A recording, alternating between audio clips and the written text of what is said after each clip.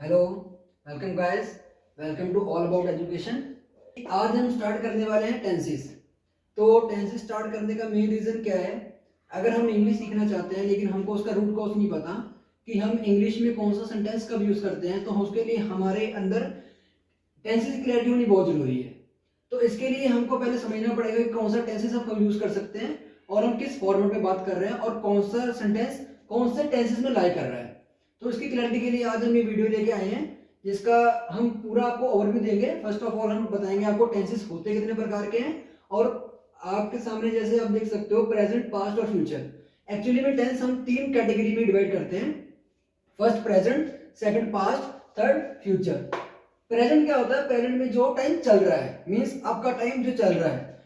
और पास्ट में क्या होता है? जो टाइम बीत चुका हो, मीन्स हिस्टोरिकल और कुछ भी हो सकता है जो आज के और कल का टाइम निकल चुका हो। और फ्यूचर क्या होता है? जो आने वाला टाइम हो, जो उस चीज को हम मतलब डिफाइन करने के लिए फ्यूचर यूज करते हैं। तो इसके अंदर आप देख रहे हैं जैसे प्रेजेंट के अंदर सब कैटेगरीज होती हैं, प्रेजेंट इंडेफिनिट, और प्रेजेंट इंडेफिनिट को हम सिंपल प्रेजेंट बोल सकते हैं। दूसरा प्रेजेंट कंटिन्यू और प्रेजेंट परफेक्ट और प्रेजेंट परफेक्ट कंटिन्यू। वैसे ही सेम हम पास्ट के अंदर लेंगे, past indefinite, simple past, past continue, past perfect और पास्ट परफेक्ट कंटिन्यूस।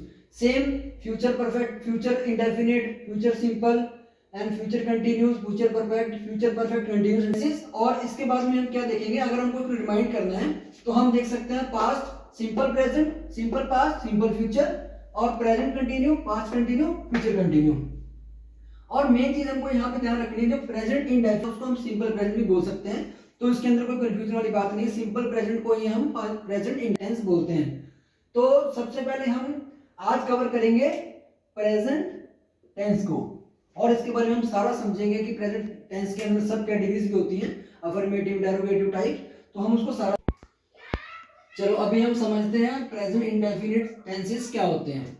तो जैसे मैंने आपको पहले कहा है कि प्रेजेंट इंडेफिनिट को हम सिंपल प्रेजेंट भी बोल सकते हैं और ये सेम ही है। लेकिन सबसे पहले हम ये टेंस हम क्यों यूज करते हैं? एक्चुअली में इस टेंस की वैल्यू इतनी है, अगर आपको ये टेंस अच्छे तरीके से समझ आ गया तो मैं कह सकता हूं कि आपको काफी हद तक एक इंग्लिश बोलने की सेंस पता लग जाएगी। बहुत ज्यादा जरूरी है कि ये टेंस एक्चुअली में कहां और कब यूज होता है और कब कब हम इसको यूज कर सकते हैं। तो उसके लिए हमको पहले इसकी आइडेंटिटी देखनी पड़ेगी कि इसकी पहचान कैसे कर सकते हैं हम, कि एक्चुअली में कोई सेंटेंस लिखा हो तो हमको कैसे पता लगेगा कि वो प्रेजेंट सिंपल है या प्रेजेंट इंडेफिनिट है। तो सिंपली जब हमको कोई वर्ड दिया हो जिसका मतलब है कि ता है, ती है या ते है, वो कोई काम करता है या करती है या करते हैं, मीन्स अगर वो सिंगल पर्सन है, दो जने, तीन जने, कितने भी जने हो, सब्जेक्ट हमारा कोई भी हो, लेकिन अगर उनकी ये नॉर्मल एक्टिविटी है, अगर उनका रेगुलर कोई एक्शन हो रहा है या उनकी हैबिट है, जैसे मैं रोज टी पीता हूं या फिर मैं रोज फुटबॉल खेलता हूं, मैं रोज ग्राउंड में जाता हूं, कुछ ऐसे सेंटेंसेस को हम जब बोलते हैं तो हम उनको present indefinite, it mean simple present के अंदर डिफाइन कर सकते हैं। तो अगर हमको कंफ्यूजन हो रही है कि डेली बेसिस में क्यों यूज करते हैं, जैसे हम मान लो जर्नल ट्रूथ हो जाते हैं, ऐसे सेंटेंसेस में भी हम उसको कहते हैं प्रेजेंट इंड। लिए जैसे मैंने आपको बताया कि हमारी जो डेली रूटीन है, रेगुलर एक्टिविटी है, तो उसको हम प्रेजेंट सिंपल से डिफाइन करते हैं। अब इसके लिए हमको कोई भी चीजें बिना लॉजिकली नहीं बोली जा सकती, तो उसके पीछे उसका एक रूल होता है।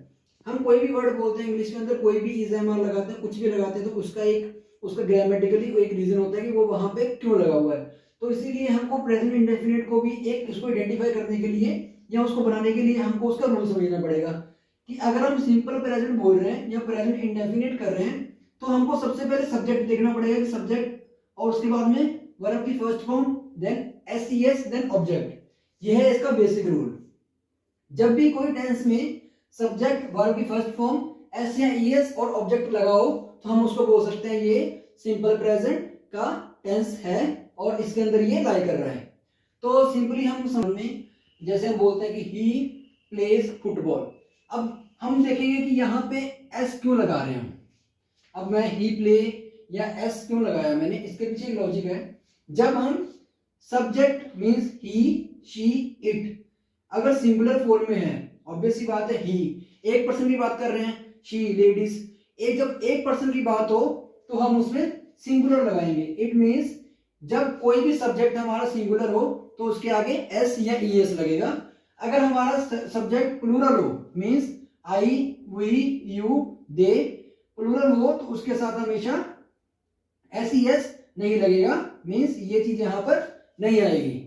तो हमको सिंपली समझने के लिए, जैसे आई प्ले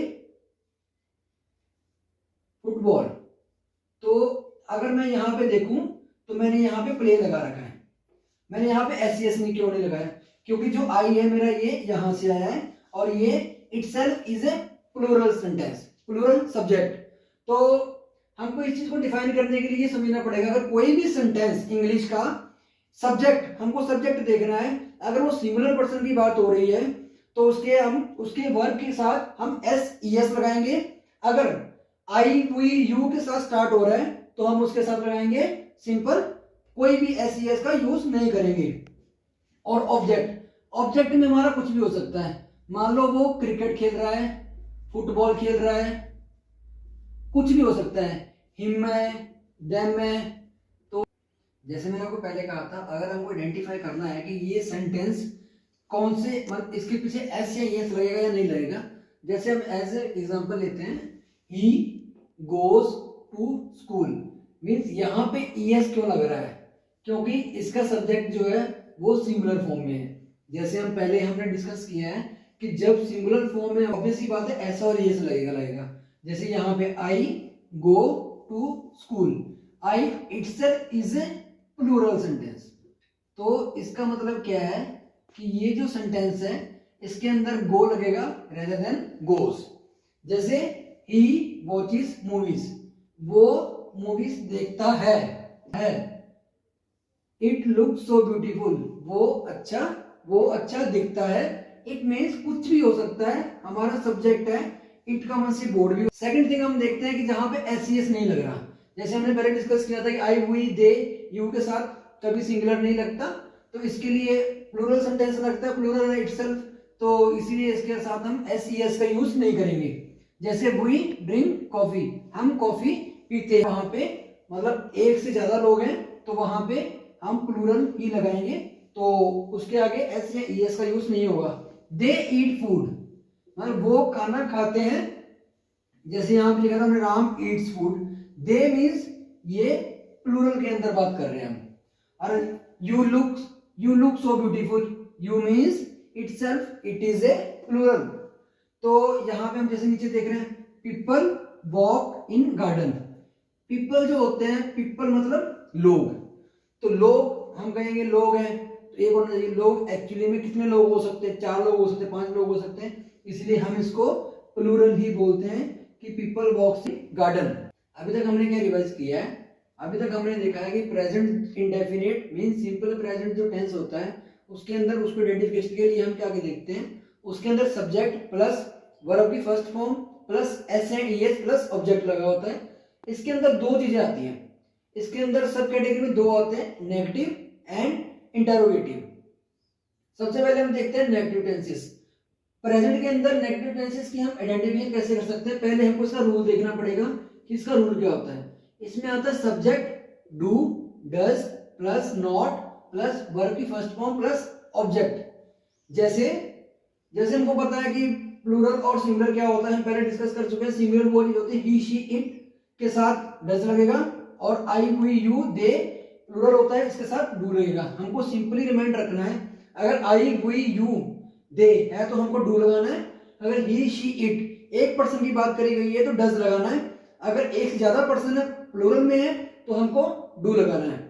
ये सिंपल आइडेंटिफिकेशन है, लेकिन हमारा जो सेंटेंस है वो है नेगेटिव में, तो हम कैसे बनाएंगे, शी मीन्स कि ये जो है ये सिंगुलर में है, इसलिए हम यहाँ पे डज लगा रहे हैं। She does not complete her work, वो अपना काम खत्म नहीं करती है, मीन्स वो उसकी रूटीन है, लेकिन रूटीन वाला काम वो खत्म नहीं करती।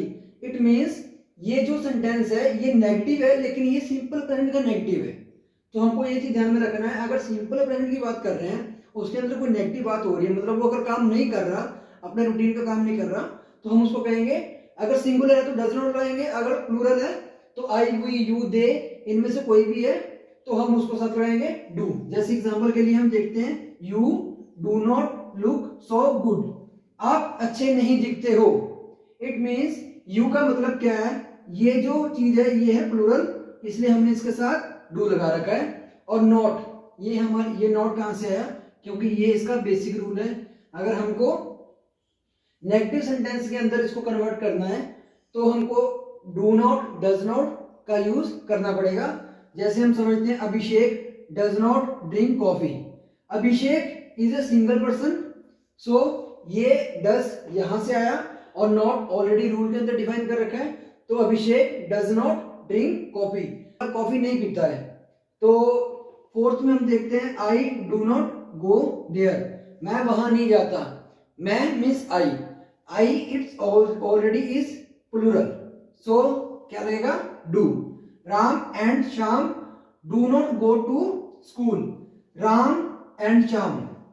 अब यहां पर हम देख सकते हैं राम एंड श्याम अलग अलग हो सकते हैं, लेकिन राम एंड श्याम दो बंदे हैं, ये दो पर्सन स्कूल नहीं जाते, इसलिए हमने, क्योंकि राम एंड श्याम कितने हो गए, दो।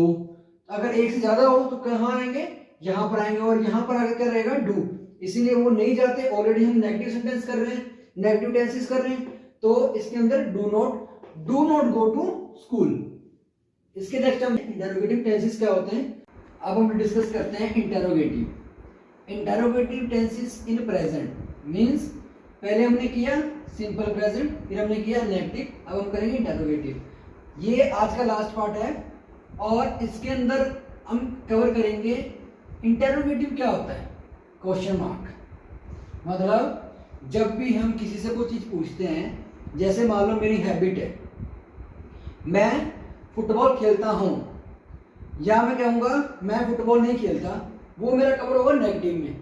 लेकिन इंटरोगेटिव क्या है, इंटरोगेटिव वो चीज है जब मेरे से क्वेश्चनिंग करी गई है कि क्या मैं फुटबॉल खेलता हूं, means it is my routine work which is perform by me. तो हम इसको सिंपली इसके एज ए रूल हम देखेंगे, तो डू, डज, डू या does plus subject plus verb की first form plus object last में क्वेश्चन मार्क। मीन्स अब डू डज का हमको कंसेप्ट क्लियर है, डू और डज कहां पर आएगा। डू सिंपल सी बात है, जहां पे प्लूरल हो और आई वी यू दे के साथ डू आएगा, और डज वहां आएगा ही शी इट सिंगुलर, जैसे हम पहले डिस्कस कर चुके हैं। अब हमको ये समझना है, हम कुछ एग्जांपल लेके आए हैं, इसके थ्रू हम ये समझते हैं कि हम डू और डज और डू को कैसे डिफाइन करें और इंटरोगेटिव टेंसेस को कैसे हम अच्छे से इलैबोरेट कर पाए। तो सिंपली जब हम क्वेश्चन मार्क क्रिएट करेंगे तो टेक्स्ट को फॉर्म करने के लिए, सेंटेंस को फॉर्म करने के लिए हमको जो डज है वो बाहर लाना पड़ेगा और बाकी जो सेंटेंस है वो सेम रहेगा। जैसे हम सिंपल प्रेजेंट में रखते हैं, जैसे डज ही ईट फूड, क्या वो खाना खाता है, मीन्स क्या वो खाना खाता है। अब ये डज क्यों लगाया हमने यहाँ पे, क्योंकि ये जो हमारा सब्जेक्ट है वो हमारा सिंगुलर है, इसलिए इसके बाहर डज लग गया। अगर सब्जेक्ट प्लूरल होता तो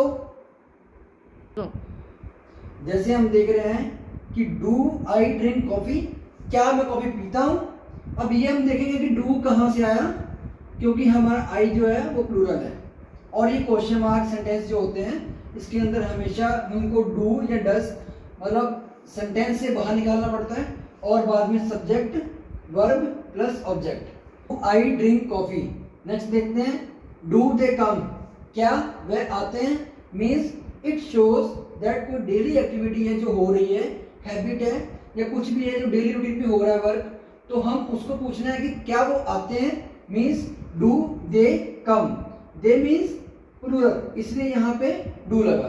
तो does she complete her homework, क्या वो अपना काम खत्म करती है, जैसे हमने पहले कहा था कि वो अपना काम स्कूल खत्म नहीं करती, तो डज नॉट। अब वो डज यहाँ पर ले आए, और ये डज इसलिए आया क्योंकि यहाँ पे जो सब्जेक्ट है वो हमारा सिंगुलर है और एक ही पर्सन की बात हो रही है। जैसे डू वी लाइक फ्लावर, क्या हम फ्लावर पसंद करते हैं, हम जिसका आंसर होगा यस और नो। और एक चीज और देखी जाती है, जैसे do I not go to school, question mark. ये जो टेंस है ये भी इसी की फॉर्म का है, जैसे ये भी क्वेश्चन मार्क है। जैसे do I not go to school means क्या मैं स्कूल नहीं जाता हूं, जब हम किसी को क्वेश्चन ये पूछ रहे हैं, अपने आप से किसी को पूछ रहे हैं कि क्या मैं नहीं करता हूँ, मीन्स इसी सेंटेंस को अब जब हम नेगेटिव में लिखते हैं और डू आगे है तो यहाँ पर हमारा क्या हो जाएगा, ये तो डू डज, जैसे does he not come to school, क्या वो स्कूल नहीं आता है। तो हम इसको ये क्वेश्चनिंग कर रहे हैं लेकिन हम उसको नेगेटिव फॉर्म में कर रहे हैं, इसलिए मतलब वो स्कूल नहीं आता है। तो सिंपल हम पूछेंगे does he not come to school, क्या वो स्कूल में नहीं आता है। मीन्स हम उससे पूछ नहीं रहे, ऑलरेडी हम उसको बता रहे हैं कि नहीं आता, सिर्फ हम उसे ये पूछ रहे हैं कि हाँ या ना, नहीं वो नहीं आता है। तो इसका रिप्लाई सिंपल होगा, इसलिए हम इसको यहाँ पर यूज कर सकते हैं। जैसे सब्जेक्ट लगेगा not plus verb plus object. तो एक बार हम ओवरव्यू लेंगे। सबसे पहले हमने क्या करा, हमने प्रेजेंट इंडेफिनिट की एक्सप्रेशन दी जिसके अंदर हमने उसका रूल याद करा। उसके बाद में हमने नेगेटिव टेंसेस देखे जिसके अंदर हमने देखा कि डज नॉट और डू नॉट कहाँ कहाँ यूज होता है और डू और डज कहाँ लगता है। उसके बाद में हमने करा इंटेरोगेटिव टेंसेस जिसके अंदर हमने देखा कि क्वेश्चन मार्क जो टेंसेस होते हैं, सेंटेंस होते हैं, वो कैसे क्रिएट होते हैं सिंपल प्रेजेंट इंडेफिनिट में। जैसे आप लोगों ने देखा कि यहाँ पर सिंपल प्रेजेंट की कितनी फॉर्म्स होती हैं और जब हम यूजुअली ये वाला सेंटेंस देखते हैं कहीं भी हमको समझ नहीं आता कि ये किस फॉर्म में है। हम कोशिश करेंगे सारे जो टेंसेस हैं उसको आने वाले टाइम में 1-2 वीडियो में कवर करें। वैसे आज हमने सिंपल प्रेजेंट को रखा क्योंकि ये एक और बहुत ही इंपॉर्टेंट है इंग्लिश के पॉइंट ऑफ व्यू से, तो आज हमने एक ही टेंस को कवर करा। तो आई होप सो आपको ये वीडियो